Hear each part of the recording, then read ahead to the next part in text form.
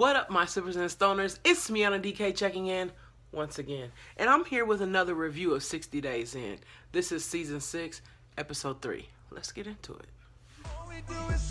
What up, my sippers and stoners? It's me, Anna DK, checking in once again. And It's just me and my disciples talking to God while we smoke dope. so we start the episode with Matt, right? And remember, they had pulled Matt out last week after he gave the signal. He was like, fuck, So he's in there talking, and he's like, listen, y'all, when it's on the show, it doesn't look like what it is. Like, this is an animal cage. This is the worst thing I've ever experienced in my life. He is all complaining, and they're like, okay, so do you want out? And he's like, he's crying. He's like, oh shit. Oh God. Oh my God. Right? He's like, I know I'm going to regret this, but yeah, I want out.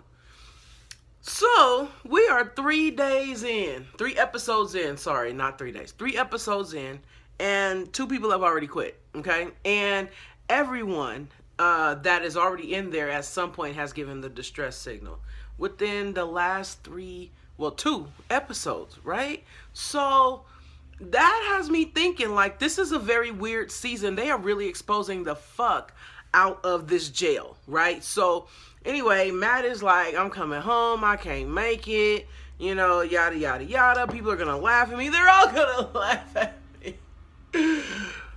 Yeah, we are gonna laugh at you because, like, you're the one that figured, oh, this is just gonna be fun.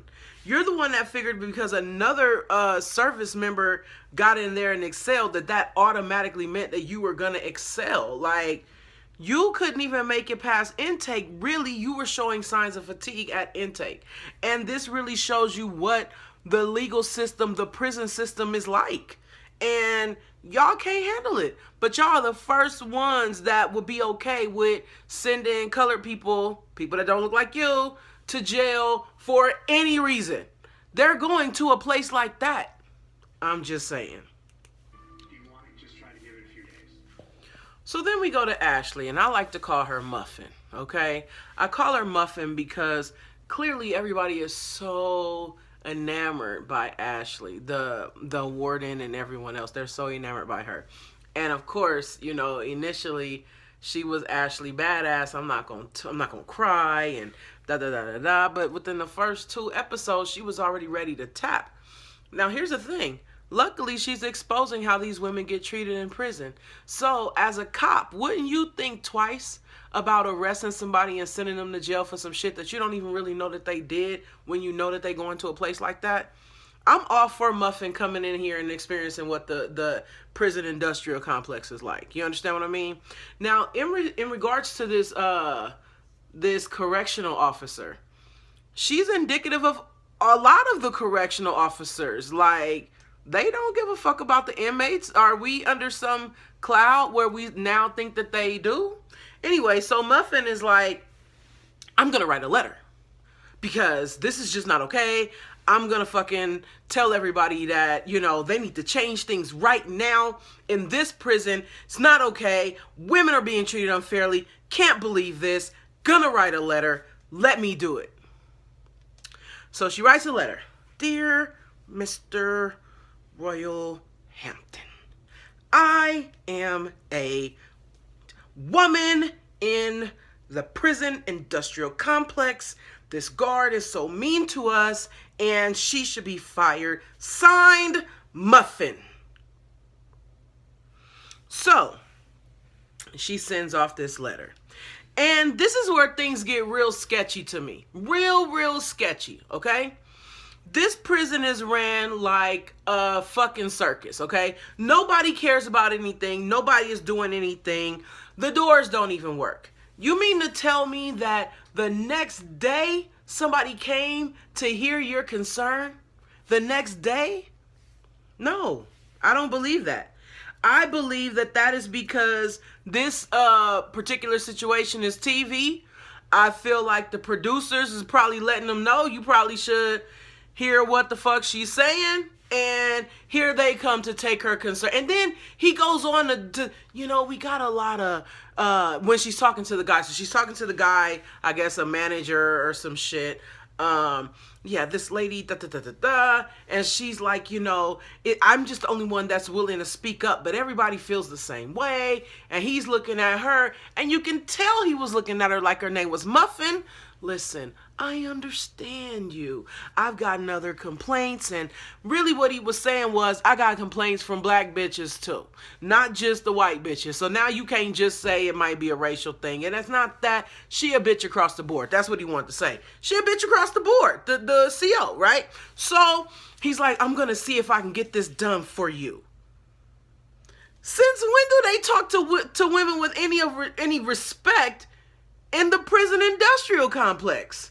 Since when do they treat them like they actually matter in the prison industrial complex? That shit just seemed real fishy to me. That's all I'm saying. So then, the same day, later on, like that night or some shit, another manager comes down and talks to the CO. And he's like trying to reprimand her for behavior. And I'm all with him reprimanding her for her behavior until she says, you not here for 12 hours when they threatening me and they talking to me crazy and they don't understand I'm human too. So I'm thinking they're going to take a turn and maybe highlight the fact that COs get abused as well in the prison industrial complex because the inmates are abused. So now they pitting them against each other, right? Because nobody is receiving the type of mental support that they need in a place like that. Whether you can go home every day or not, you still got to go to a place like that every day. So I thought they were going to highlight how the guards have their own issues and all of this shit, but they didn't. They just was like trying to like jump on the guard or whatever. And then so I guess the guard's boss or something, a lady came down and was like, so if you're saying that you can't get a hold of your emotions and you want to beat their ass, then that's a problem. And she's like, no, I'm saying I've been dealing with this the whole time. And she's like, and you've been handling it like a boss. And she's like, no, I haven't been handling it. Boom, cry for help. She's telling you I haven't been handling it. They don't give a fuck. They don't want to hear it. It probably came down from the warden that she got to be dealt with, and now they fucking dealing with her. Which is not really indicative of how this shit really works in real life if it wasn't being filmed for a TV show. So that bothered me. I didn't really like that too much. I don't know how real that was. That kind of felt a little fake. Let me light my weed right quick, because that just got on my nerves a little bit. I don't know nobody who make a complaint and within 24 hours action is handled and the guard is fired in the prison industrial complex.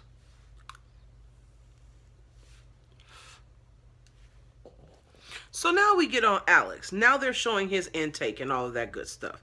Alex, they bring him to the hotel to do a, probably pregame interview type of situation. He calls his mom, like, Mom, I'm about to go in.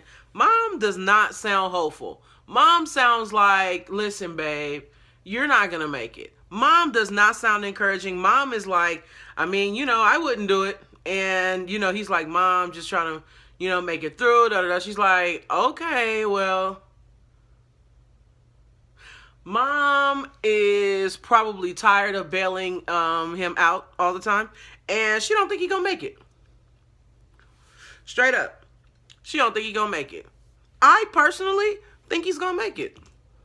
But his mama don't. And that's why he doing this. You understand what I mean? So even if he don't want to do it, he still feel like he got to because his mama don't believe in him.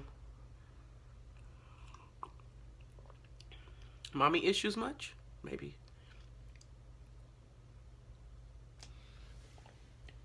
So they get him in through intake. They get him in his room, whatever. He comes out and he's like, I don't really know how to, I think I'm a social, I don't know what he used the term. It wasn't social butterfly, but basically he indicated that he can get along with anybody. Okay. And he has a well-rounded group of friends. So he comes in and he's like, fuck, I'm starting to smell myself. I need to take a shower. And the producer's like, you gonna take a shower? And he's like, yeah, why not? But when he goes to take a shower, they're like, yeah, so we can't put cameras in the shower. So I don't, anyways, He goes to take a shower, apparently comes out fine, and he goes to try to like make friends with people. And I didn't feel like he was giving the sign. I really just felt like he was scratching his side, maybe like a little nervous tick or something. But they pulled him out, and he was like, I'm wondering why you pulled me out. And they're like, oh, you didn't get a signal? He's like, no, I didn't get a signal. And they're like, oh shit, this never happened before. He's like, oh, I'm sorry, but I didn't give the signal. And so, they put his ass back in. He's trying to make friends, but he's noticing like he's not able to do it. But shit, Dennis is over there making friends with everybody. Dennis is like, hey, what's going on? Boom, boom, bro hug, whatever, and he's like wondering why he can't do that, and it really is energy. That's really all it is. Because Dennis was like talking to everybody, shaking hands with everybody. It's just swagger. It's just that energy. And Dennis has it and Alex doesn't. That's really what it comes down to. But that doesn't mean that Alex can't be helpful, because he blends into the background so well that he could really just find out everything. Like, one thing he brought up was, listen, during intake, the guy didn't really pat me down. I could have shoved some drugs up my booty hole. Nobody would have known nothing. I could have brought anything in here. And so that's the kind of shit that he's going to give them help with. You understand what I mean? So yeah, I think he going to make it. Oh my gosh, Shanice. I feel so bad for Shanice, okay? Shanice represents one of so many prisoners that go in jail, and they have things, medical restrictions, certain things that they can't eat, or they'll be sick or even die. And last week I touched on the fact that the guards didn't want to help her out with that. Okay, we're moving into this episode, and another meal that she can't eat anything but the meat that was on the plate, and it was cold. And so these are 5 meals now that she's experienced that she hasn't been able to eat. So she throws up the signal, and rightfully so. Like, she should have thrown up that signal first day. Why are you all putting me in a situation where I can't eat? Like, she's exposing the prison industrial complex for the fact that it doesn't have any healthy meals for the people. Like, literally, they survive on processed food, heated up food, microwave food, full of sodium, full of sugar, full of everything unhealthy known to man, right? And she can't even get any fruits and vegetables in her meal. So what is really happening here? And of course her cellie notices, but Muffin is like, they are fucking starving her. They are not feeding her. They don't give two shits about her medical necessity and what's gonna happen. So she goes in there to talk to the producers and tell them what the hell is going on, and they're pretty much like, okay, so what do you want to do? So nobody cares if she eats, or but then again, if y'all sneaking her food, then what's the point of her being in the program? Because this represents real life for so many people. What about them? Do they matter? Or because I feel like at this particular jail, they don't care if you starve to death. They don't. So, I just feel real sorry for Shanice. I don't know what's going to come of this. I don't know how they're going to correct this. We'll see. We'll see. Man, let's talk about Jen. So she's the last person that we see that gets taken in, right? And so she said the first thing that she noticed was the unbelievable amount of pandemonium and odor. Just loud, just people screaming, doing whatever. She said it smelled like vomit and butt and just dirty. It was just super duper dirty. And it's like, wow, like they're bringing humans to this. They don't have no kind of staff to clean the facilities. Like, if you know that the people that you're bringing in are liable to do some crazy stuff, then, you got to have staff to be able to contain that. That's all I'm saying. These are, prisons that get really, really hefty funds from the government. And if they're private, then they even get more funds than we think per inmate. So it's like, wow, why don't you have a place where people can come to that's actually humane, So that's the thing that she's noticing is how dirty and jacked up it is in there. So we're gonna see her journey is really just getting started. We don't know too much about her just yet, other than she's a born again Christian and she does have a checkered past. So she know what that life is like. It's just been a very long time since she's been a part of that. So her goal again is to go in and affect change, and you can't really fault her for that. It's pretty noble, in my opinion. You know. Let's talk about Dennis. They want to steal your Pokemon, girl, so don't believe it. They know I'm the one you call when you need it. When you go, every time I touch your bed. I don't even know what that didn't need to go in there, but I just thought I'd put it in there because it was dope, right? Okay, so Dennis is integrating himself among the prisoners pretty well. Dennis wanted to go ahead and grab a shower, but the soaps and stuff wasn't out. So Dennis is like, I'm going to go behind the desk and get what the fuck I want, right? Once again, going out of his way to draw attention to himself. But okay, that's what Dennis want to do. So Dennis goes and gets some soap, and he's like, shit, while I'm back here, I'm about to get this, this, and this. What Dennis was highlighting was the fact that he could stand back behind the guard desk for so long and nobody say anything. Like, he was behind there for a good amount of time. He had came back from out behind there, then had went behind there again, and that's when the guard came back like, hey, you can't, nah. And Dennis is like, don't fucking disrespect me. Dennis could have just been like, okay, and because he knew he was wrong. But Dennis chose to engage with the officer, if for no other reason than to let the officer know I ain't scared of you. I personally don't endorse this type of behavior, but it seems to be working for Dennis. And we got to go with what works for us. At the end of the day, the guard backed down. The guard was like, hey, listen, guy, all I'm saying is, you gotta da. Now, this is the same one that called the other dude a nigga a couple of weeks ago and was like, you ain't gonna do nothing. You ain't gonna do shit, right? But to Dennis, my guy is like, yeah, so all I'm saying is you gotta right? All that's doing is making Dennis' head get even bigger than what it is. Now he know he can punk the guard. Whew. It's gonna be a long 60 days for the guard. That's all I'm saying. So anywho, Dennis goes ahead and moves on and does his thing, right?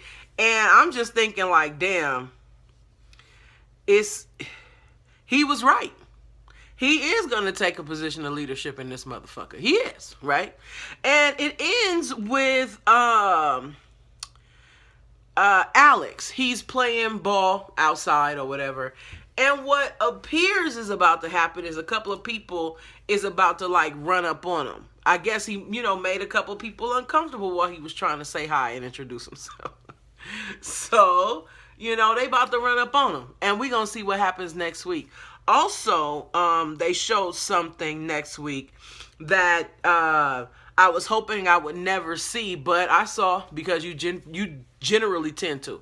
So what's coming up? Oh my God! It shows that Muffin. There's apparently a fight happening in the main room of the prison, and one girl is like wailing on this other girl or whatever, and Muffin is like, I don't get any type of action in here. This is action, and then she turned to the camera and is like, right. Problem is, why would you do that? Because somebody saw you do it. And they instantly correlated you to 60 Days In. See, here's the thing. When Muffin says she love it, that's who Muffin really is. Muffin is not Muffin. Muffin is who she really is. She loves it. Anywho, we'll see next week. Until next time, though, I'm Miana DK. And you never know what's going to be in this morning's cup. I love y'all. I swear I do. This is the ending of my video.